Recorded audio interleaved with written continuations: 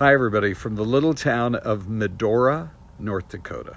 This is known as Roosevelt country, and in fact it's the entrance to the Teddy Roosevelt, or the Theodore Roosevelt National Park, which, by the way, did you know of all of our national parks, only one is named after a human being, after Teddy Roosevelt. Why not? When you think about his presidency, yeah, there are plenty of leaves. You can probably hear him here as I'm walking around. He actually authorized 32 different national parks and monuments. And he was once quoted as saying, "If it weren't for my experiences out here in North Dakota, I would never have been president." And of course, perhaps more than any of our other early presidents, or maybe right up to this day, he just loved the great outdoors, and he loved life in the West, and he loved North Dakota. But I have to show you something really cool. So back in 1883, he came out here for the first time. I'll show you just a little bit, kind of what you would expect it to look like here in late October. And he came out in 1883 to shoot a buffalo, because he had heard that they were still somewhat plentiful out here and you could shoot one. And he wanted to bag a buffalo, which he did. He was out here for 10 days that year. And it is said that he bought a ranch. And so apparently the way it worked back in those days is what you bought were the cattle in that area and the branding rights, and not the physical land. But it was on a ranch or in an area just about 7 miles south of where I am here in Medora at the entrance to the national park. So in 1883, he had ranch hands build him a small cabin that he could come out and really spend some time out here in North Dakota. And I'm going to show you that cabin because it still exists today. Ready? So if you love history, you're going to love this. Let me just swinging this over, and right there is the cabin.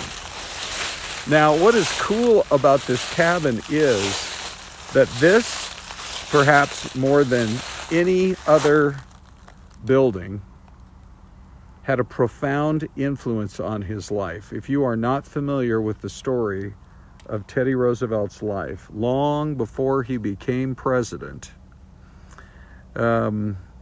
he had entered politics.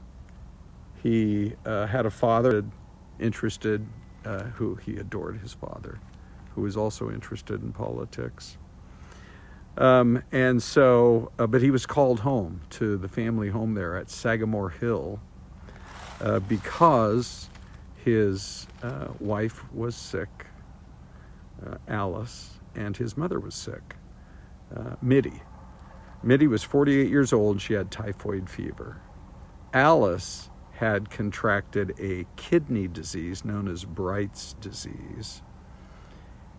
And so he learned that they were both pretty ill, and so he rushed home. And if you can believe this, both his mother and his wife died on the same day, February 14th, 1884. So what was he going to do? He left New York to get as far away from the hustle and bustle of New York, to come out here, take solace in North Dakota. And so that cabin had been built for him. Now, I should just tell you, the story of the cabin is quite remarkable. Eventually, it was moved to St. Louis, I believe, for the World's Fair. And then it went to Portland, Oregon for another exhibition. And then they carted it to Fargo and to the state capitol in Bismarck. And eventually it came back here to Medora, just a few miles away from where it first was built. And so they like to say this cabin was actually, well, it traveled 6,000 miles to go 7 miles, because here it is, all those years later, built on this spot, which I can show you right here at sunset in North Dakota. more about the life of this president, but boy, he had to deal with some tragedy. That is for sure. And you know, a retired superintendent of the park here once said he came out here to kind of rebuild himself, his physical strength and his mental strength, after the shock of losing his mom and his wife on the same day.